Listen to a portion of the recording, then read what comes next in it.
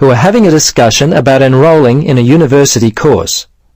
First, you have some time to look at questions 1 to 7.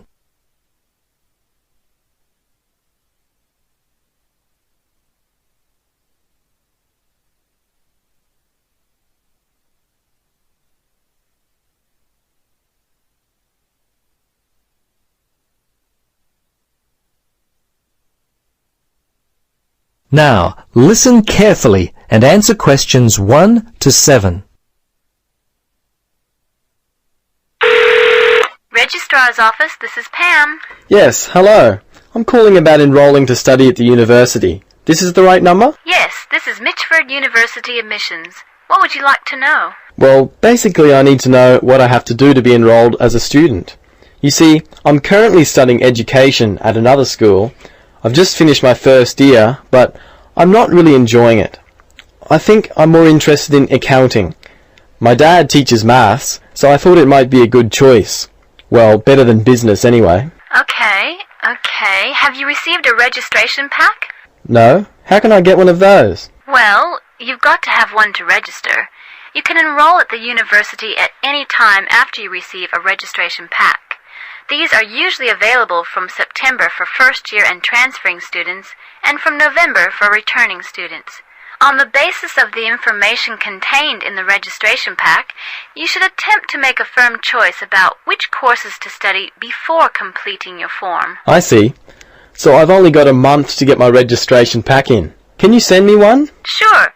If you are close to a high school, the registration pack and university prospectus are available from the Careers Advisor. Would that be helpful? Well, the closest school's too far away and I haven't got a car. Are there any other ways you can send it to me? Well, for prospective students who have already left school, the registration pack and prospectus are available from the university information line. But that might not be of help for you? No, not really. I'll tell you what, why don't you give me your contact details and I'll send a pack out to you. At least that would be a start. Okay, sounds good.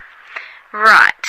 Firstly, what's your name? Richard Dreyfus. That's D-R-E-Y-F-U-S. Your address there, Richard? Unit 12, 15 Sportsman Avenue. That's S-P-O-R-T-S-M-A-N, Mermaid Beach. 4554. And your telephone? Yes, I won't give you my home. Mobile's best. 0414. Hang on a minute, I don't call myself usually. I think it's 0414 658 339. Yes, that's it. Okay, now, do you have email? Yes, I do. It's Dreyfus, my last name, at igo. That's IGO.com. All lowercase letters, of course. Before you listen to the rest of the conversation, you have some time to look at questions 8 to 10.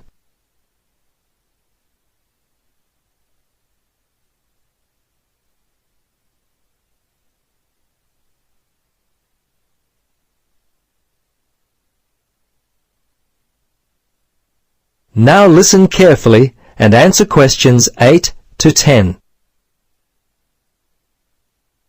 Okay, that looks fine. Now, do you have any questions for me? Yes, I've got a friend who is interested in studying at the university. I'm not sure what would be the best way for him to register. Can you give me some suggestions? Sure, there are 3 ways to register. Option 1 is telephone registration. Before you telephone, fill out the registration form included in your pack. This will ensure you have all the information that you require. The number is in your registration packet. Don't forget to hold on to a copy of your registration form for future reference. Yep, okay. Option 2 is registration by post. All you have to do there is complete the relevant sections of the registration form and post the completed form together with all documentation required in the envelope provided. All right. The third way is to simply come in. Visit the Student Information Center in the Information Services building, and your friend will receive personal assistance on how to complete his forms. Thanks very much. You've been most helpful. You're welcome. Good luck with your future studies. That is the end of part 1. You now have half a minute to check your answers.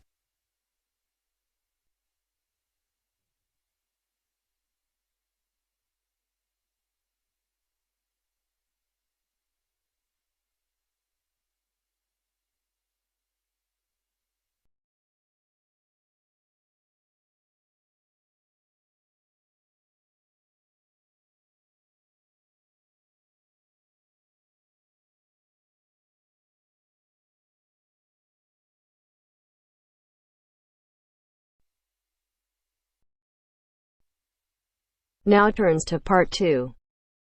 Part 2. You will hear a lecturer discussing the possibility of creating nuclear fusion.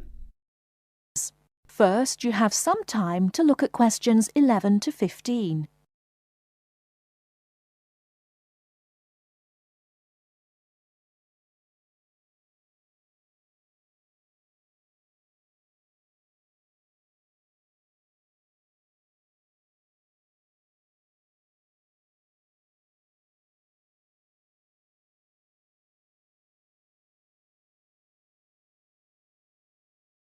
Now, listen carefully and answer questions 11 to 15. We look at the sun, a huge ball streaming out essentially limitless energy into space, and we think about how we need that energy here on Earth. Our oil reserves are running out, coal burning causes much pollution, and nuclear energy has many dangers. But where does the sun itself get its energy? The answer is that the sun makes it using fusion, or, more specifically, in a hydrogen fusion process. There is no pollution, no radioactivity, no waste products, and we have plenty of hydrogen. So, hydrogen fusion seems the perfect answer to our energy needs, and scientists have long attempted to achieve it here on Earth. So what happens during this process? The first step is to make two light atomic particles approach. In the case of our sun, these are hydrogen particles, the lightest and also the easiest to deal with. However, the problem is that the nuclei of atoms have electric fields, and fusion between these particles is opposed by their similar electric charge. They most naturally repel each other, and the nuclei of all elements are exactly the same in this respect. Thus, in order to overcome this repulsion and force them together, in the second step, the particles are heated.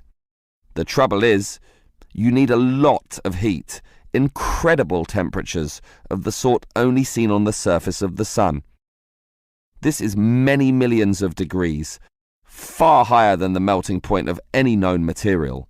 Still, the concept is simple. The hot, wildly moving particles, which are now called plasma, will crash into each other, resulting in the third step, the fusion into helium, which releases energy and begins a self-sustained process. Before you hear the rest of the talk, you have some time to look at questions 16 to 20.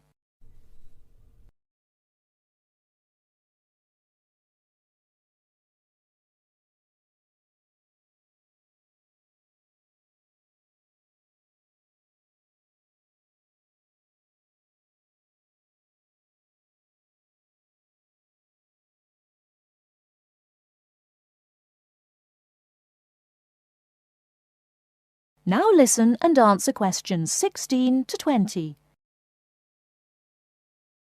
So, we know how fusion works. Thus, the big question is, can we create it here on Earth?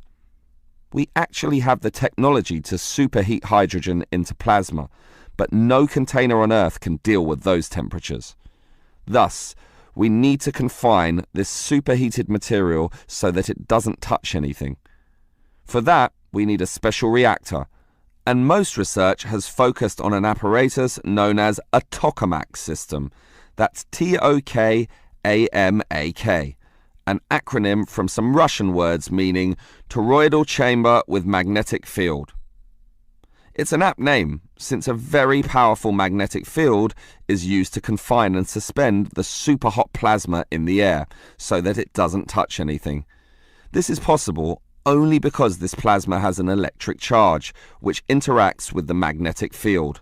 Of course, the walls of the fusion vessel will still get hot, very hot, and to avoid being melted, they must be cooled with a cryogenic system to intensely low temperatures. But now we are faced with the second problem. If we are to draw power from this system, the reaction must be continuous and controllable. However, when fusion begins, the plasma becomes unstable, and at these temperatures, that is a very serious situation. If we lose control, a disaster could result. Despite the obstacles, in 2010, a European device managed some success, but needed far more power to generate the fusion reaction than that produced from the fusion itself. Obviously then, it was not useful as a power source. More to the point, this system could only sustain a fusion reaction for a fraction of a second, yet, to self-sustain, the fusion needs to run for at least 10 seconds. And the future looks bleak. Unfortunately, most scientists predict that many decades will have to pass before fusion power can become a practical reality. That is the end of part 2. You now have half a minute to check your answers.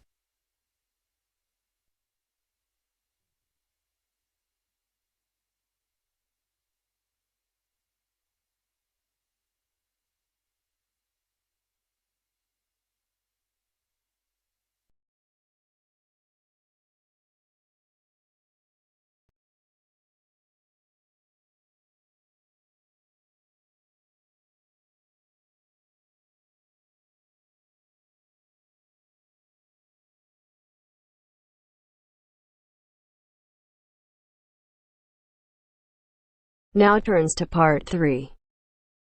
Part 3. Hear an interview conducted by an interviewer Spiegel with the scientist Peter Piot, who discovered Ebola, a dangerous disease. Both of them are conversing about the disease and its origin. First, you have some time to look at questions 21 to 25.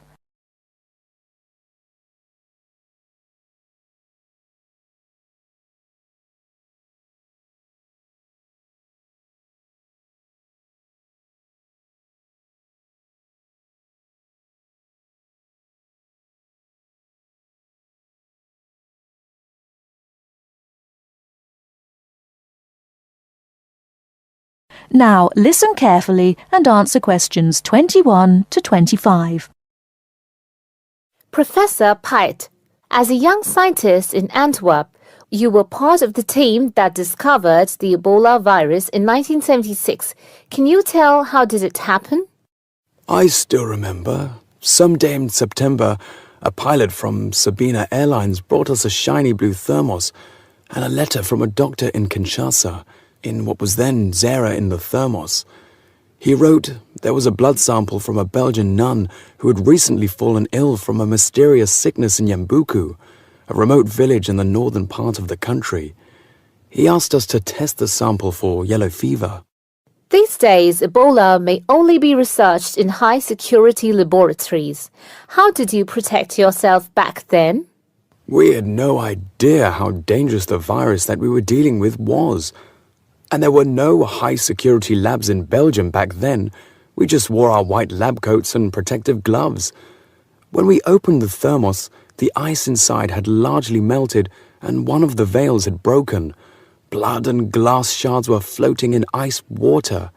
We fished the other, intact test tube out of the slop and began examining the blood for pathogens using the methods that were standard at the time.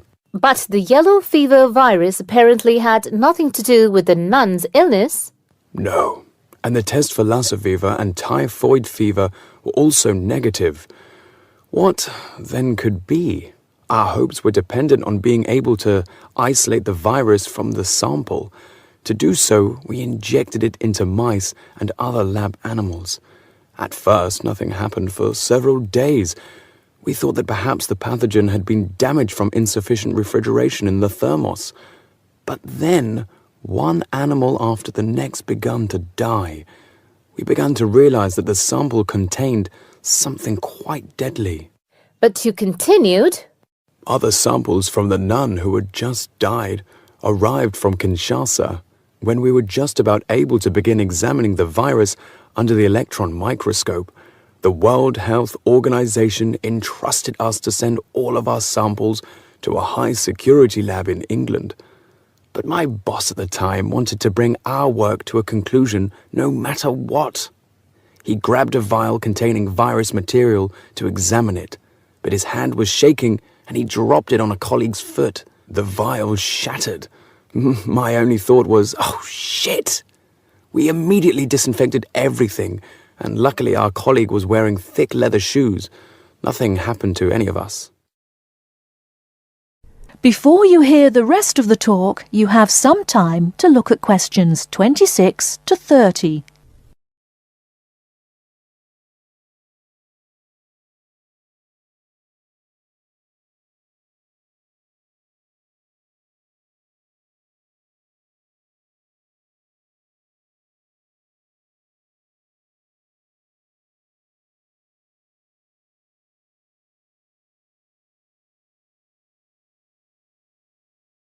Now listen and answer questions 26 to 30. Were finally able to create an image of the virus using the electron microscope. Yes, and our first thought was, what the hell is that?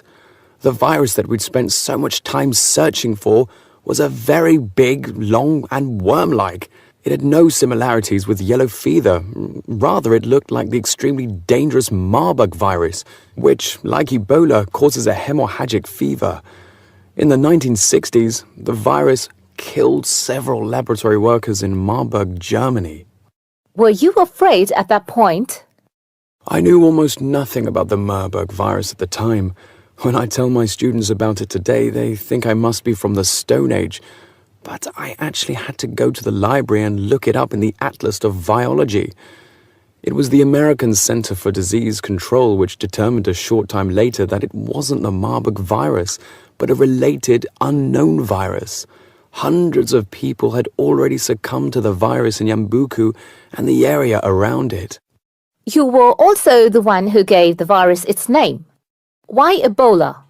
On that day, our team sat together till late into the night. We had a couple of drinks discussing the question.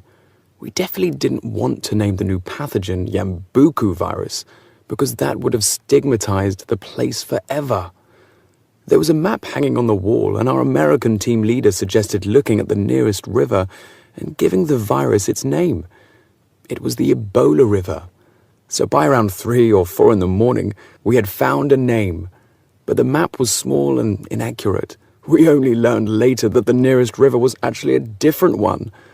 But Ebola is a nice name, isn't it?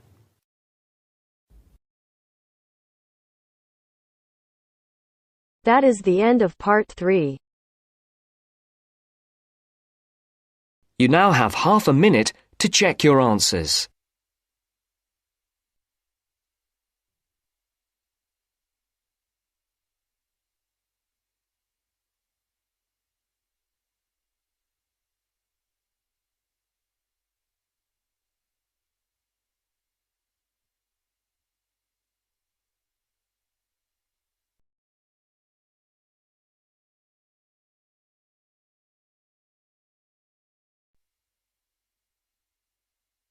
Now turns to part 4. Part 4. You will hear a lecture about sports.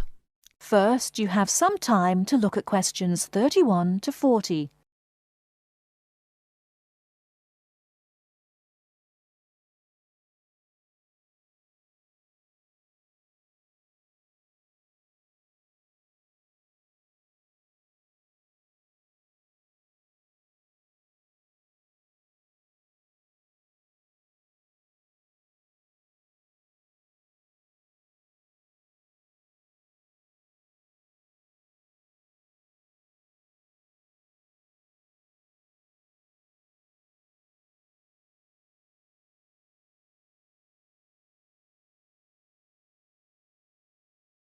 Now listen carefully and answer questions 31 to 40. Not all people like to work, but everyone likes to play. As sports help people live happily, they help to keep people healthy and feeling good. When people are playing games, they move a lot. This is good for their health. Having fun with their friends makes them happy. So all over the world, men and women, boys and girls enjoy sports. Since long ago, adults and children have called their friends together to spend hours, even days, playing games. Sports usually take a variety of forms. Organised competitions, which draw huge crowds to cheer their favourite team to victory, athletic games, played for recreation anywhere sufficient space is found, and hunting and fishing. Most sports are seasonal, so that what is happening in sports depends on the time of the year. As sports change with the season, people often do not play the same games in winter as in summer. If you want to know what others' favourite sports are, first of all, you should find where they live. Generally speaking, people in hot areas are fond of swimming, while people in cold places love skiing or skating. In this case, surfing is believed to be an important sport in Hawaii. The Pacific Ocean sends huge waves up on the beaches, waves that are just right for surfing. Some sports, including wrestling, boxing, horse racing, etc., are called spectator sports, as the number of spectators greatly exceeds the number of players in the game. Other sports are called participant sports, drawing a crowd of onlookers only on special occasions, such as tournaments. Some sports are commercial and professional, with players who are paid for their participation and with audiences who pay admission to watch.